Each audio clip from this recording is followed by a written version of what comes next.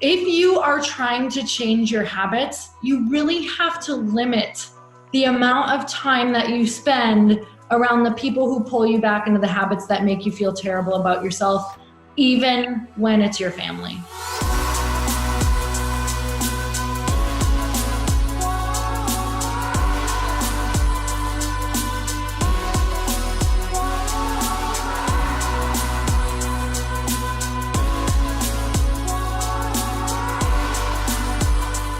What's up, everybody? Welcome back to another episode of It Takes Grit. I'm totally fangirling right now because I've got the one and only Lori Harder on my podcast. Like, pinch me now. Is this even real? Girl, how you doing? Oh my God, I am so good. And I feel like I should be saying the same thing. But I'm so excited to be here. I can't wait to chat with you. It's been 2 months? Has it been? Yes.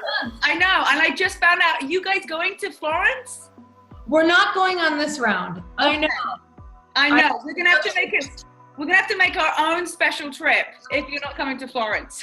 Which, you know what? I'm like so incredibly like having massive FOMO because Florence I'm reading this book, obviously, Michelangelo book, and it's literally like he lived in Florence. Mm-hmm. Life basically most of his teenage years, and it's like painting this amazing picture that I'm literally dying that you guys are going to be there, so I'll follow along. Yeah, but you know there's going to be another time when you get to go and it'll be the right time.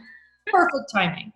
Awesome. Well, for those people who don't know you, can you just share a little bit about who you are, what you do, where you live, how old you are, all the things? Oh my God, all of the things. Who am I? What do I do? I live in Santa Monica, California, but I've not always lived here. I am from the Midwest. And basically they are like living in 2 different countries. So it is like a completely different world. I am into mindset, into health, into wellness, helping people with their businesses, helping people do events, podcast host, author. And believe me, when I say all of these things, that has been a span of like 10 to 12 years. So I can just like, ramble it off now, but it's been a really, really, really long journey. I'm actually from a super small town, was homeschooled through high school, a really restrictive background. And the entire reason that I have a book based all upon tribe is because I really had to leave my initial tribe, which was really small town, like I said, more restrictive religion, which was amazing. It was a great way to grow up, but it was not supporting what I knew, who I knew I was supposed to be. And I think that a lot of people can relate to that, where they get to this place where they realize that their families don't hold the same beliefs that they do, or their families aren't these healthy people that they know that they want to be. And it takes like this massive breaking away, whether that's from a religion or from your family, and trying to go out on your own. And what does that actually look like on that walk alone from who you were to who you're going to be? So that's really what my passion has been, is trying to give the tools and bridging that gap from kind of the old you into this new version of you. And that never ends. Like, as much as I would love to say, yeah, once you get through this little hurdle this year, you're going to be great. Like, as soon as you do that, you're going to find another new level. You're going to need more new people. You're going to need more new tools for your environment. You're going to like up level at all different points of your life. And it's going to require that you learn how to support your environment and your mindset and your body. So that's really what my passion has been on, is creating that kind of support system throughout the bridges of life. Yeah, and I totally relate to that because I'm from a small town in another country. Yep. And I sometimes feel like, I remember growing up being like, this isn't where I'm supposed to be, but also I felt guilty for like wanting to move, and yes.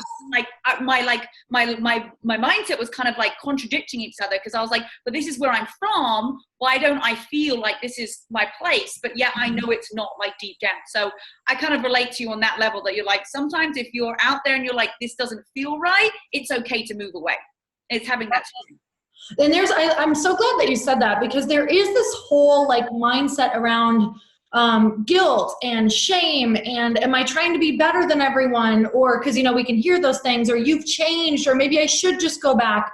And the thing is that if we choose to just go back, what ends up happening is we actually end up not loving ourselves, resenting ourselves, and worse, what happens is we resent all of the people around us. We don't love them the right way because we view them as hurdles or roadblocks or as anchors in our life. And that's not the way they're supposed to be viewed. So something that I always love to just look at relationships as is, it's like, as you get older and as you start to evolve and figure out who you are, it's like renegotiating the contracts, like these silent contracts that you've made with people along the way. We don't even know that we have these, contracts maybe with our family where it says, you're going to love me as long as I'm this way. Okay, well, that might be true, and you might be building a story that if you change, you won't be loved anymore or accepted or whatever that looks like. But a lot of times, all it takes is like massive renegotiating of contracts. And if you were to do a real contract in life, you'd have to renegotiate multiple times. And it's kind of the same way. It's like having to have multiple conversations about the same topic and saying, this is how it was, but this is where I'm going. This is the support I need, and this is why. I'm not feeling as good about myself. I'm not feeling as good about my life, and I would really love your support. I know that it looks different to you or that I'm showing up in a different way, but we really have to, it's like I always use this sentence. I'm like, Lori, use your words. Like, just say how you feel. Use your words. And sometimes I'll notice I'm like not saying how I feel, and I'm getting so pissed at everyone around me, and I'm like, oh, this is my fault because I'm not using my words. Okay. So it's that idea. It's like really learning to have these conversations that we've never had before. And that's a really scary thing for a lot of people. Totally. Especially when you feel like you're not where you're meant to be. It's starting something new. Now, one thing that I like totally admire about you is you have so many titles for fitness competitions. Now, how did you get involved in fitness? Because you just said that your family wasn't healthy, it wasn't active. So how on earth can someone like you from a small town all of a sudden have all of these accolades and being on the front of magazines? Oh man. Okay. So when I was probably, I'm trying to think, my sister, because we were overweight growing up, my sister was overweight and she got teased as well. She started working out. I feel like she was like 14 or 16, but like VHS tapes, right? Might have even been beta tapes, if you even remember what those are. So I started like watching her. I remember she would wake up every morning at like 6 a.m. before high school and go work out. And I was like, oh, well, I kind of want to do that too. And I remember, at a really young age, already be getting bullied and made fun of in school. So I had started like looking into what on earth could I do for this? Is this actually how we are? Because I was told it was our genetics. Like you're just going to keep gaining weight. You're going to be overweight like the rest of us. Like that's literally the language that was used in our family all the time. Like, my mom's maiden name was Bakers, and it was literally like, I remember hearing at family get-togethers, like the Bakers are fat. And I just assumed this was my fate until I started to realize, like reading fitness magazines, I made my mom literally buy me fitness magazines at a really young age. And I had a couple moments where I realized that maybe it wasn't I wasn't taking ownership yet at that point, but maybe it wasn't all genetics. Maybe I had some say over it because I'm reading these magazines and the diets that the cover girls are eating are nothing like what I'm eating. And I was like, okay, so there's gonna be something there if there is something that I'm not doing that could be done. And that's when your brain kind of goes, okay, so started working out at a young age, actually, like off and on. So that's kind of the story of my family's activity level. Like my mom would go on diets and stuff, but she was never active. I never watched her be active ever. But my sister had started working out and she was either all or nothing. And I kind of adopted that personality as well, which is already a huge part of my personality. But started doing workouts, we would go for like a month and then we'd be off for 2 months, go for a month, be off for 2 months, whatever that looked like. And that's really when that started for me. And then as I was probably like 16, it started to become a habit for me, whether it was rollerblading or walking or, working out. And then I got a gym membership as soon as I could drive. And that was something that I could do because in my religion, I was not allowed to do extracurricular activities because it was with other people who were not in the religion. And it usually fell on nights where we had church. We had church 3 days a week. So started going to a gym because I was allowed to do that by myself. And that's when it really just became a habit because I felt better. It was the first time that I noticed that I really actually emotionally felt better, because what I didn't share is that I was really struggling between being homeschooled and I think just a lot of things that I was seeing at home, and my mom had a lot of anxiety and panic attacks. I started getting a lot of anxiety and panic attacks. So I would notice that on the days I went to the gym, I felt better. And if I did not get to the gym, I would feel really anxious and stressed out, and my mind would just be racing. I would cry. So I would try to manage that also through the gym. And of course, when you're young, you really are thinking of the physical, body, and not wanting to be made fun of and wanting to be liked by boys and to stand out, whatever that looks like. So that's when I started getting into like making it a habit. So did your mom and your family ever say, like, why are you going to the gym? Why are you doing this? Like, because that's a lot at a young age to actually go and find a fitness magazine, and to have two different opinions going at you. Like, did they ever say, like, why are you buying this stuff? You know what's really weird is they really didn't, but the only thing that we really struggled with was food. So it was constantly like, you can eat that. It's not going to hurt you, because it was, it was like, that's how we bonded. So it became it became really challenging around connecting with family, because it was like I was always going off like at night to go for a walk or for a bike ride, because that's when it was the hardest. Like that's when they would just sit and have, connect and have ice cream, and not just one bowl, but 2 or 3 bowls or whatever. And, seconds and thirds at dinner. It was just how we were. So that was the most challenging part, is that they couldn't understand why I never wanted to be with them. And I'm just being really honest, is because I would go right back into those habits. So I pulled myself away. This is a really hard part of the story that I share with people. And it's so important to know, because if you are trying to change your habits, you really have to limit the amount of time that you spend around the people who pull you back into the habits that make you feel terrible about yourself, even when it's your family.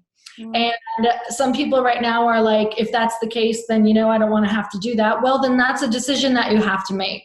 But for me, my highest self would not let me, it would not let me not do it. And when I would ignore what I knew I needed to do, I started to really not like my family. So I started to get resentful, because I was like, they're keeping me from being the person that I know I'm supposed to be. So I knew that they couldn't understand that, but I also knew, I didn't know the how, but I also knew that there was a reason that I was breaking this family legacy. I knew that if I could get strong enough, that maybe once I got to that place, I could actually go back and help change them. But I wasn't strong enough to do that yet, until I pulled away and figured out who the F I was, and what was I capable of. But in the meantime, I was too in between. I was on the fence. I knew that any time with them was going to pull me right back in. So I really pulled myself away a lot. How did you find the discipline to do that?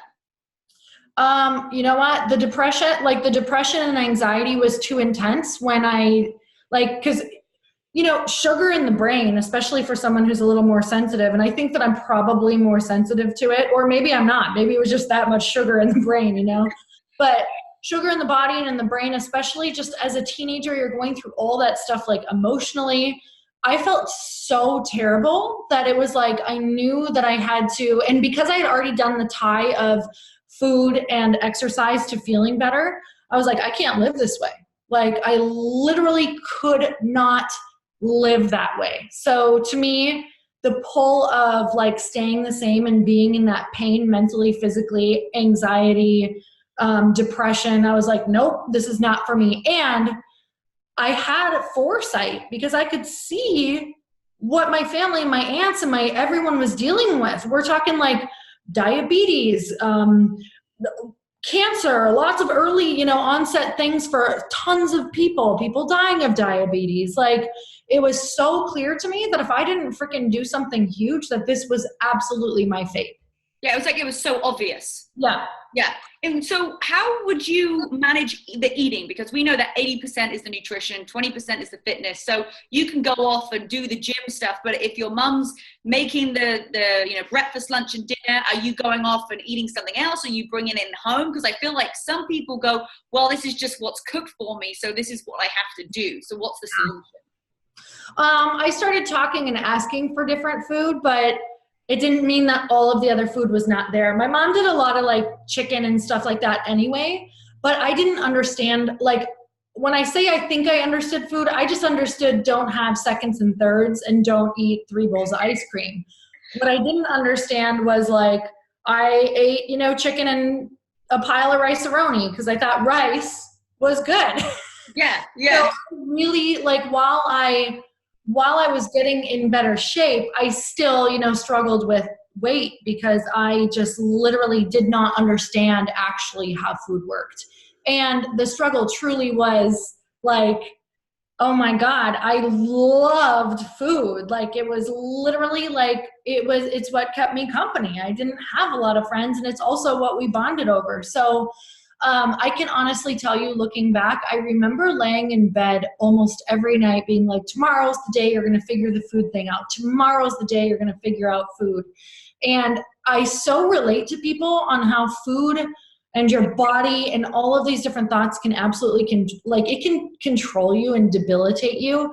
I don't think I won that war until literally my early to mid 30s of just like that battle. And so now I really like to talk about how sometimes majority of the time, it's not even about the food. It's like figuring out so much more about your environment, who you're around, what you're thinking, what you're excited about in life. Because I've really found that the more fulfilled that I am and the more people who really nurture my soul, the less I actually crave certain foods. It's really interesting. Wow. So when did you start doing the competitions? Because you got like incredible shape. Like how many titles do you have? I have 3 world championship titles. So, which is crazy to say that and really weird because it feels like a long time ago now. But so I started doing fitness competitions. I think my first one was at 26. And I did that because I needed a goal really bad because I did not yet understand. I still didn't understand like nutrition yet. I didn't really know how that totally worked. I knew what eating healthier was, of course, like I'd been doing it for years, but I didn't understand. And my goal was to be a cover girl. Like I didn't, because when I was young, I would carry fitness magazines and I literally had every single cover like plastered on my doors as a teenager on my closet doors. That was like my North Star. It was like kind of what got me through like my teenage years of trying to figure this being fit or healthy. And so I thought that the epitome of being like an inspiration would mean to be on a fitness magazine. And there was a part of me that was like, I'll finally prove it. This will mean I'm really there. This means I really made it. This means I actually made something of myself in my life. And so there was a lot of proving and all of these other things going on in my mind. So I ended up wanting to compete because I thought that was how you got a cover. And so started competing, and also I needed that goal. So started competing at 26, competed for like 3 or 4 years. Some I did okay, like placed like 3rd, 4th. I think one time I had placed 2nd, but I was placing all around 3rd, 4ths. And then one time, like right before I started winning, I actually placed like 50th or something. I went to the Arnold and placed like terrible. So I was like, I don't think this is for me. You're like, I'm out.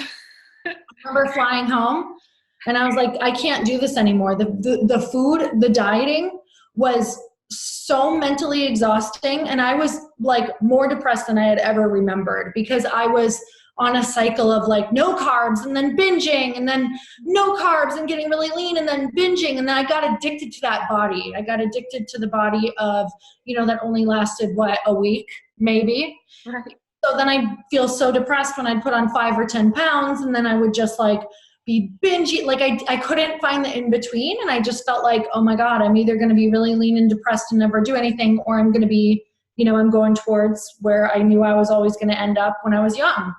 So what ended up happening is I actually ended up doing, I was training a woman at the time who was doing network marketing, and she was using these shakes. And I was like, what are those? Don't ever use like shakes. I was like, don't use fake food. I was like all about don't use any supplements. That's bad for you. And I'm watching her, this woman that I'd known to be 100 pounds overweight for 6 years. I watched her lose 90 pounds. And she's like eating great food. She's having these shakes. And I had all these other clients, and I'm like, she's the only one who's getting these results.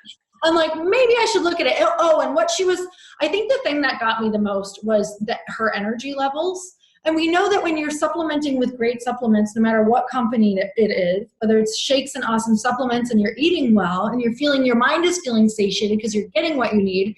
And I clearly was not getting what I needed. I just was in this really dark place, to be honest with you. I felt like a gray cloud was over my head at all times. So here I am with what I thought would be the best body of my life, thinking I'd be the happiest I'd ever been. And I was the most depressed I'd ever been. I wasn't being social. I was feeling like at any given moment I would lose it. I wasn't feeling satiated. And obviously when you're not eating well, your brain is, especially for women, we're like, wah, wah, like we feel terrible. And so I was like, okay, whatever you're doing, just give it to me. I'm going to try it for a week. I was like desperate. So tried it for a week, and I had never, ever felt better in my entire life. And so I started taking it, and it was like 3 months after. I didn't think I was going to compete again, but my body was like, it literally lost weight and then stayed there while I was eating more. I was allowing myself to have, a couple drinks a week because I felt more balanced. I wasn't going off the rails. I wasn't binging as much. It was happening once in a while. And then I decided to keep going and keep competing because I was like, if I can do this in a maintainable way, what would happen? So at the time, my coach was like anti everything I was doing. So I hid it from her. And she was like, oh my God, this is amazing. What are you doing? And I ended up telling her, and I was competing like the 2 weeks after, or like 2 weeks from then, I believe that I had told her. And like I said, my energy was up. I felt super happy. I remember being at the competition and everyone was like feeling like total shit. And I was like, yeah, this is amazing. And because I had not only focused on, feeling good through food, but I was in a place at that time where I had really started getting into self-development. And I had also started teaching show prep.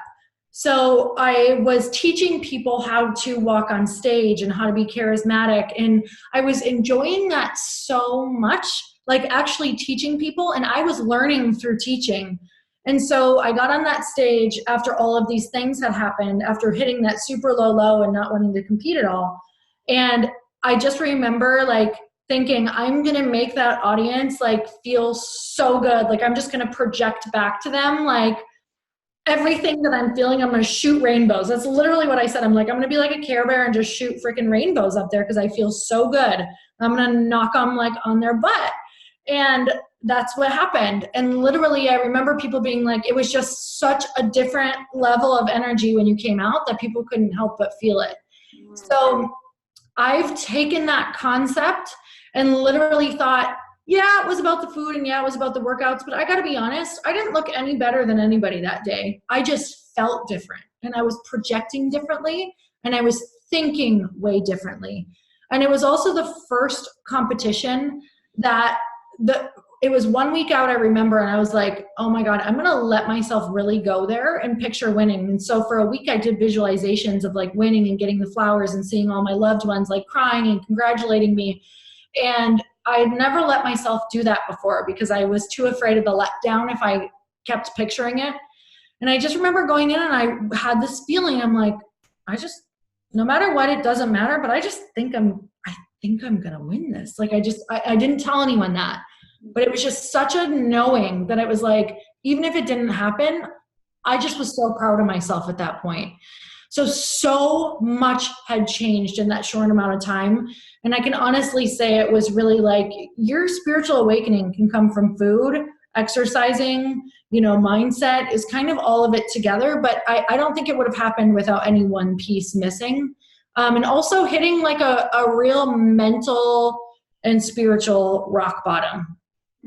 Yeah, it's interesting that you said that, when you started coaching other people, that's when you shine. I feel like so much we feel that we have to be perfect until we coach other people. Yeah. But when you actually start teaching other people, that's when you become better because you're a teacher. So you have more confidence because you've been able to show someone else. It's the same with network marketing. We have to be perfect first. Like we have to be in the perfect shape before we can go and help somebody else. But actually, it's going to help you in your own journey. And it's really good for you because that's what gave you the passion to then walk on that stage like a boss and really enjoy it. It's so much accountability when you teach people.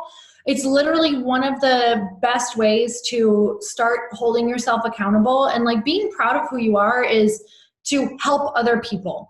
And you guys, this does not have to be like, oh, I have to have a coaching business or whatever. Like you can literally take what you're learning and post about it on Instagram or Facebook or do a YouTube video, whatever you want. Like the consistency of showing up every day for other people, like truly teaching what you've learned through your own lessons every single day, even in a short, tiny paragraph. That's what I was doing. I was literally doing that on Facebook every day. I was just like, I'm going to teach all the lessons I'm learning. Just like, what am I thinking for this day? And that's also was a huge help in helping me transition from fitness into mindset. Is people had already started noticing that I was posting more about mindset than I was about fitness. So, when you want to do a pivot in your life, you have to start being known as that person, which means you just have to start showing up as that person. Mm-hmm. I love that. Now, we've already talked a little bit about like your past does not determine your future. And obviously the environment that you were brought up in is very different to being on stage in a bikini and then being on the face of magazines. And you think like, oh, as you go through life, your family start to say, oh my goodness, it's amazing. Congratulations. How are your family now? What was their reaction to you doing those shows? They were actually, they didn't, it's not like here's the weird part. In that particular religion, they want you to be a part of the religion. Like it's a very sad day when you are no longer a part of it. But my particular family was more supportive. Some families were not. Some won't talk to you after you leave. Thankfully, we had enough conversations and open conversations, and enough years had gone by that my mom and dad were much more accepting than a lot of other families. So they were accepting, but of course they always were wanting me to come back. But they were accepting. It's not like they were super supportive necessarily, but accepting. So that was a huge bonus in my life. Because I'm sure even if people aren't part of a religion, their families don't agree with like what they're doing. Have you ever had to have like a difficult conversation when you're like, hey, I love you, but I'm going to do this anyway? Or what advice would you give someone who's, maybe which I read a great quote the other day, Kylie Jenner comes out with a new lip gloss, everybody buys it. Michael Jordan comes out with new shoes, everybody buys it. Someone starts a new business or wants to get healthy and their family are like, that's never going to work. Why are you doing that? And I'm just like, it's crazy. It's crazy. Yeah. Well, some stuff that we did along the way is so my family had done network marketing in the past, and I knew that when I started doing network marketing, if I told them about it, like I didn't want to hear what they would think. So I knew that it wasn't going to be positive. Like a lot of things we kind of know just aren't going to be positive. So I'm not going to bring it to the people who aren't going to support me. I just already knew that from knowing that I wasn't going to get support around certain things. Like I'm not going to have them be like, yeah, we're going to help you. We're not going to eat XYZ around you. Of course they're going to eat XYZ around me. And they're going to try to get me to eat it. So as far as network marketing, you guys, you just have to do it. Like if you are waiting for support, you're going to wait forever. Same thing with like, I want my partner to support me and be on this ride with me. You got to just go and do it and show them. Like there is no other way. Like if you are waiting, you will never do it. There is no other way to go and do something than to just do it yourself and figure out your own support system. So something that I did for fitness was I found a coach. I went and found a coach, signed up. It was just online. I couldn't afford a lot at the time. You guys, when I started competing, we were actually going through, we had lost our house. Chris had lost his job. We were $300,000 in debt. I basically, at one point, he was like, you have to quit this little hobby of yours. And that was like heartbreaking and devastating. because he didn't understand. He wanted me to quit. He said it was too expensive. These stupid bikinis cost too much money. So we had to have a real talk about that, because I was like, he was saying one thing, like he was saying, yeah, I want you to go and do this and, you know, hopefully make money later and make a life. And then he would go when he was stressed out and completely say another thing. So one day I came home and I was like, I can't do this anymore. Like, you are telling me two different messages. You want me to go and do this and make a life for myself and make money and like become, you know, a personal trainer or whatever else. I'm like, this is the path. Things are going to be tight for a while. And so I said, I'm like, you literally either have to support me or you have to stop talking, because I'm going to literally go and do this on my own no matter what. So I gave him an ultimatum, like, you can't not support me anymore, or I'm going to figure out a way to just leave and support myself, because it was too wishy-washy for me. I was like, I can't live this way. And we were so in debt, and we owed his parents so much money. We owed everyone money. And I was like, I have to focus on my dream, and I need your support. And if not, then we got to figure something else out. So there's been a lot of moments in life where it's like, I know that I'm the only, like, I'm the only one. Like, only you can support you, not your partner, not your parents, not your best friend. Like, you got to buck up and you got to figure out a way, and you will always find a way. You will always, always, always find a way. But as far as waiting or whatever that looks like, don't have conversations with people who you know aren't going to support you. Just go and do it and find the people who will.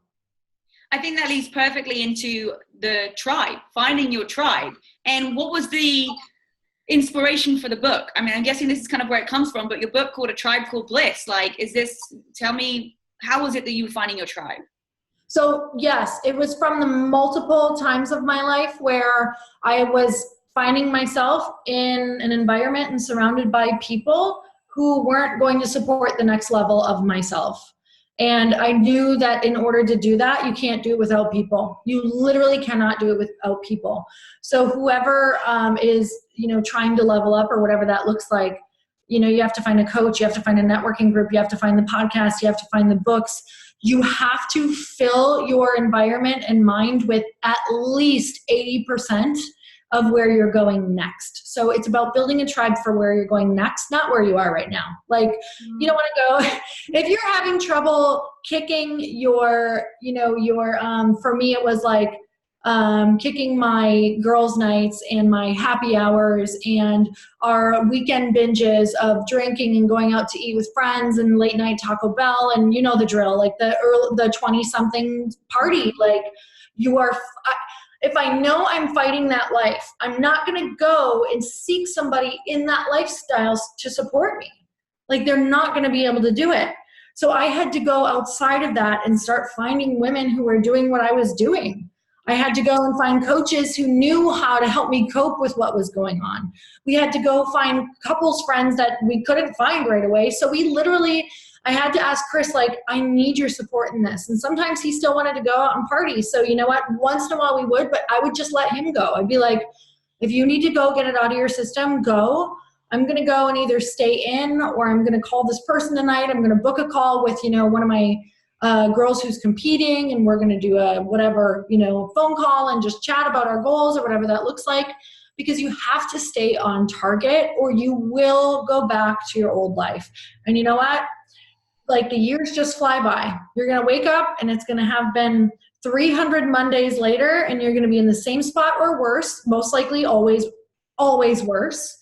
And you're going to be older, and you're going to be that much further away from your goals. It's never too late, ever, ever, ever, ever, especially now that we're living till we're, 90 and 100 years old. Like, 50 just means the middle of your life. You could still great starting point.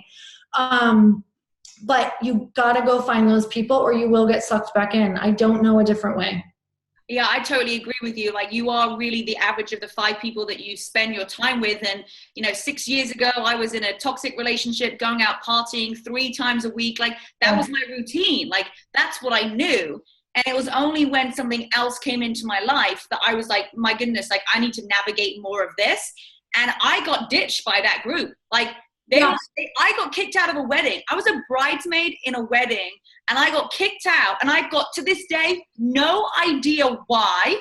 I was just taken out because I started being healthy and doing personal development.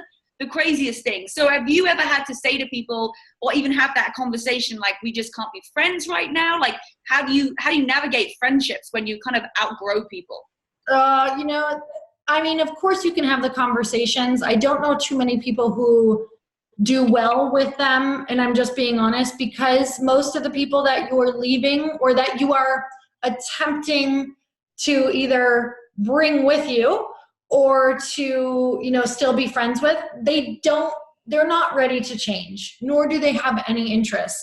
So you can't try to carry them with you. It's like the stupidest thing on the planet, but we all do it. We all do it.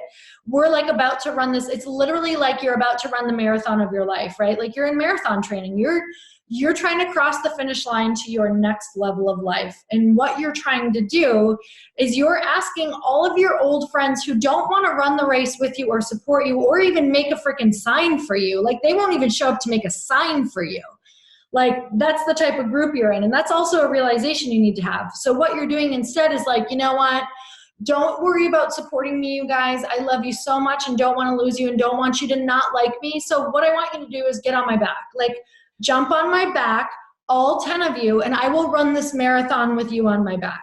That's what we're trying to do. It won't work. You'll run like a couple miles and they'll pull you back down and they'll tell you why you shouldn't be running and why you should just go have beer instead.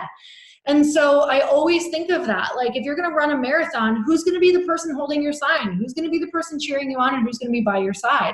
Like those are the people that you have to find, and who's going to be the person waiting at the finish line. Mm-hmm. So, and then especially when you're done, who's going to be there to be like, let's talk about why this was amazing. Let's really look at everything you did and let's make sure that you're ready for your next one. Yeah. Like, hey, let's plan the next one for you. Yes, totally. And, you know, I think that's a huge moment of really looking like, would they be there for me? Even if you realistically ran a real life marathon, would they be there?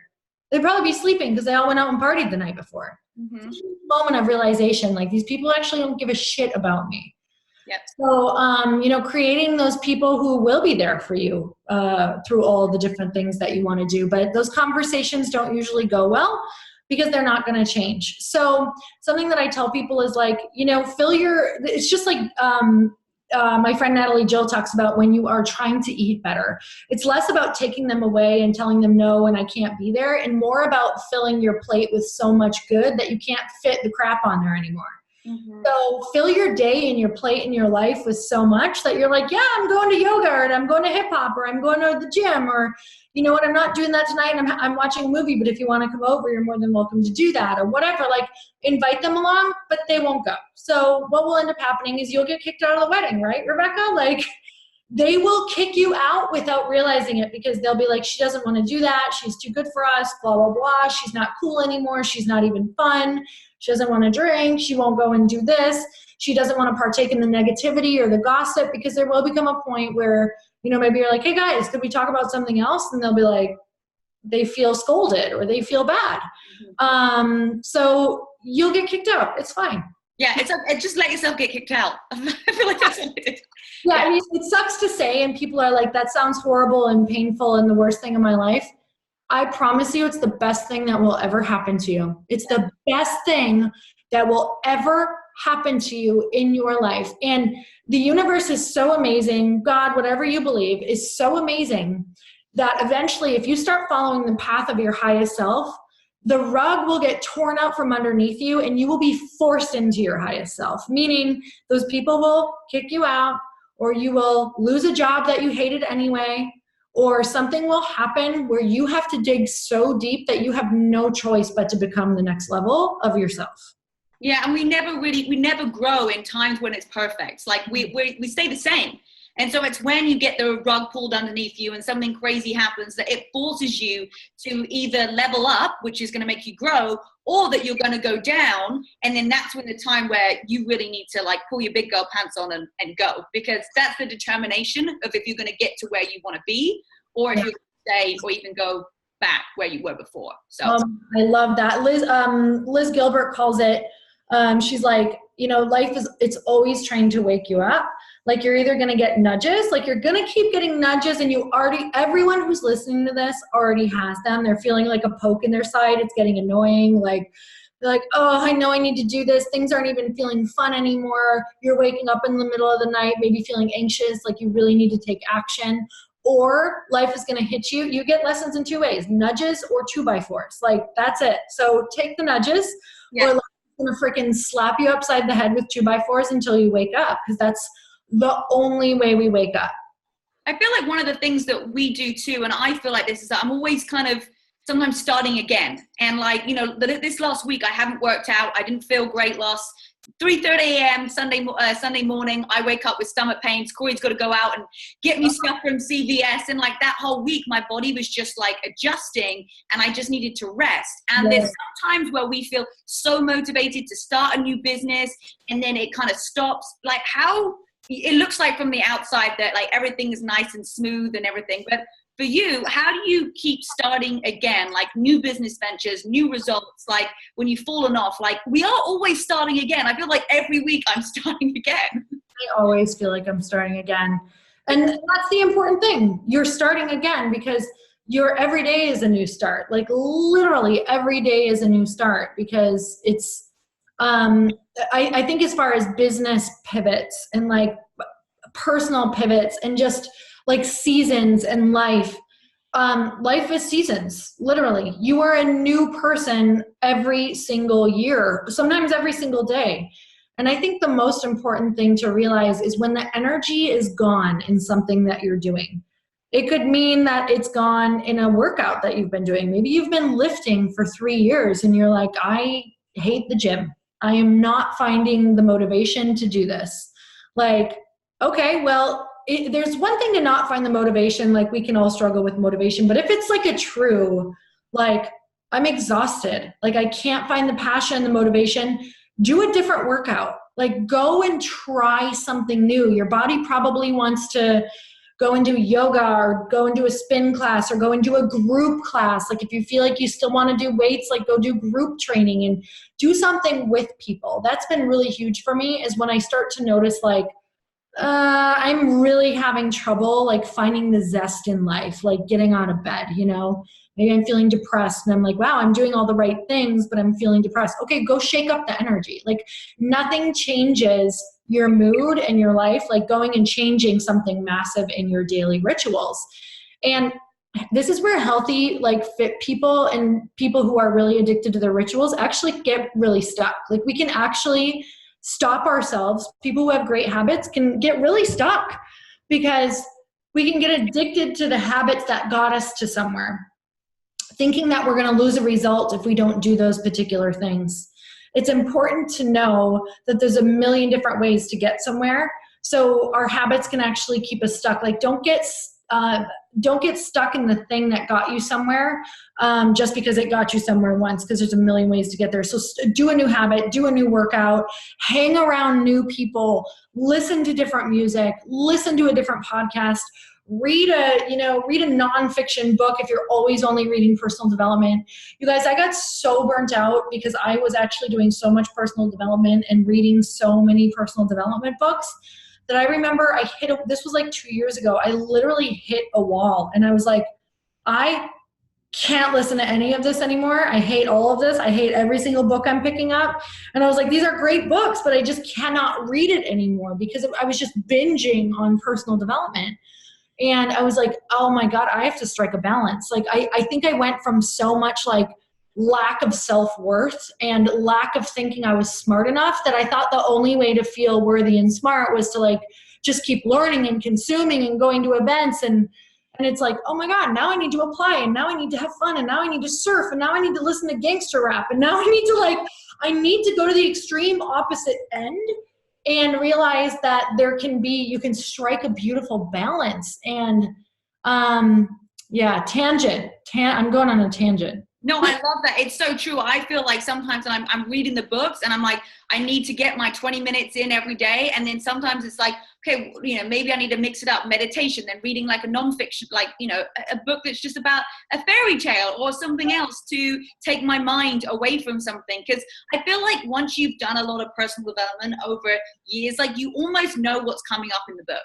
Like, and I know the line, I know what they're going to say, I know that I need to do that. And it's almost just sometimes a reminder that, oh my God, I need to reset. I need to like redo this. And I'm always trying to, you know, make something better, which is great. But it's like, okay, let's just find your flow for a second. Find what's making you happy and having that balance. Oh my God, yes. And the thing is, like, you can do so much personal development from books and podcasts, but you guys, life is the ultimate personal development. Yeah. Just do it.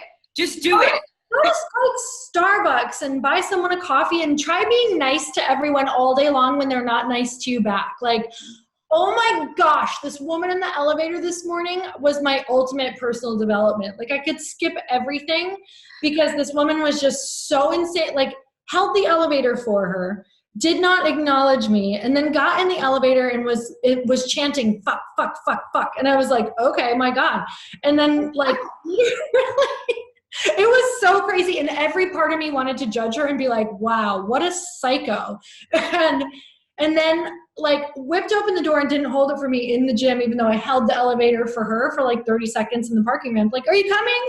Not even say a word or acknowledge. And I was sitting there and I'm like, oh, this is actually for me. And I was like, oh my gosh, she's reading something right now. What if that's a horrible email? What if she's like losing her job right now, or something's falling apart and crumbling? She can't even see me. Or like, what if someone's breaking up with her? What if she has this horrible friend who's like being awful to her right now? And like, I'm reflecting a woman back to her, like, oh my God, women are awful. They're terrible. And she just can't even acknowledge me or look at me. And I was like, oh, I'm going to send her like my like weird Care Bear rainbows. Like, and that's all I could think of was like, ooh, this is your opportunity to like send her energy, even though all you want to do is be like, hey bitch, I'm standing there. Just open the door for you, but you don't know what's happening to that other person. Like, she could have just had the worst news ever. And then you're going to be like, excuse me. Yeah, exactly. So this morning it was like a beautiful like reminder of, wow, life is really the ultimate personal development. Because like, even, today is Labor Day and I have like 5 appointments today. And I'm like, oh my God, how did I book myself with all of this on a holiday? Everybody's off and at the beach. And I was like, you are so lucky to get to do this. Like, you get to talk to freaking rad people. Like, what a better way to spend a day? You get to kind of get ahead. Like, this is awesome. So constant reframing and resetting. And yeah, it's like life is the never ending spiritual journey, which is pretty awesome. So just keep going. Yeah. Keep going. So lastly, I want to talk about the new exciting news that you have that you just announced like a couple of days ago. Tell everybody what you're now doing. This is something new. It's never too late to do something new. You guys, this is something new, and I am right back in the boat with like everyone who's launching something new or doing something new. Like, totally different than I've ever done. While yes, I've done events, because this is an event. It's a 5-day certification program where I have collaborated with someone. So also a collaboration with another woman is totally new. We are 50-50 collaborators, partners on this. So with a woman named Lindsay Schwartz, we are going to be doing a 5-day certification program where we are teaching people how to speak, how to be confident teachers, how to facilitate, how to make money off events, how to have events if you want. If you want to add retreats to your business, if you want to add workshops, if you want to run masterminds, and not just that, but we want to teach people how to be profitable, because we have so many people in our lives right now who are having events, but they're not working backwards. So they're not filling them and they're losing money, and they've booked too big of a venue and they booked too big of a number for their first event. They're thinking that people are just going out and like having these events when really they're not seeing all the little things that have led up to it. All the little workshops, all the retreats, the testing of their audiences, seeing if this is even something for them, maybe partnering with someone on the first event. I firmly believe that events can be insanely profitable, but you have to learn to do them in the correct way. And I also believe if you're someone who wants to be a speaker, a leader, a facilitator, that you need to be. And that you need to have your own events. But I also think you don't have to have the big events. You can have the retreats and the workshops and the masterminds, or maybe you already work at a company and you're feeling like a big call in your company to start something within. Maybe they need a retreat within. Maybe they need some weekend workshops. Maybe they really are being called to something to help people connect deeper in the company. These are all the skills that you will need in order to be able to walk into a room or be able to facilitate anything and feel confident, feel like you can lead, create transformational experiences for people. So it's a certification program where you will learn how to be a more confident speaker, teacher, leader, facilitator, and lead events. That's amazing, because when you go and create an event, if you have an events company, it's going to cost you a lot of money. And you've never done an event before, you got no idea the insurance that you need, the amount of people, like the chairs that you can have for the fire. There's like so many little things that you need to know, and not everybody can afford or even wants to hire a company that's going to cost you maybe 10, 15,000, more than that, just to run it. So I love this. I think this is so great, and it's going to help so many people who already have like a little bit of a business and want to add the retreat side into it, or maybe just starting out and wants to bring people together, like a day workshop, like teach people what you know. Like you said before, it's like everybody has knowledge. All you have to do is bring people together and teach them that knowledge, and you can make a profit from it. Yes, absolutely. So everyone asks me how I do what I do, and I'm like, you guys, I took a certification program like this years ago. It's been 8 or 9 years now, I think 8 years. And it was 3 weeks long, but it was spread throughout the year. And it was $25,000. And I was like, how could I do this in a week and really, really teach people also how to be profitable? Because that's one thing it didn't teach. It was just teaching facilitation. But it didn't teach how to book events, how to be profitable, what the insurance, like you said, like all these things that sometimes even if you hire a company, you don't know that you can negotiate things, or things shouldn't be in there, or you're like, whoa, is this right? Does this seem really high? Like, you now have a group of people you can bounce those ideas off of. So that's how you do it. If you want to know how to do it, speaker, leader, retreat, whatever, that's how you do it. Awesome. When is the first event?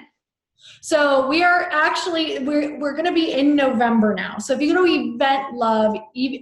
eventluv.com, the dates will all be up there. Fantastic. And then where can everybody find you? All of your website, Instagram, all the things. Just at Lori Harder. So website's loriharder.com. I do have a podcast, which is Earn Your Happy. But everything else is just Lori Harder.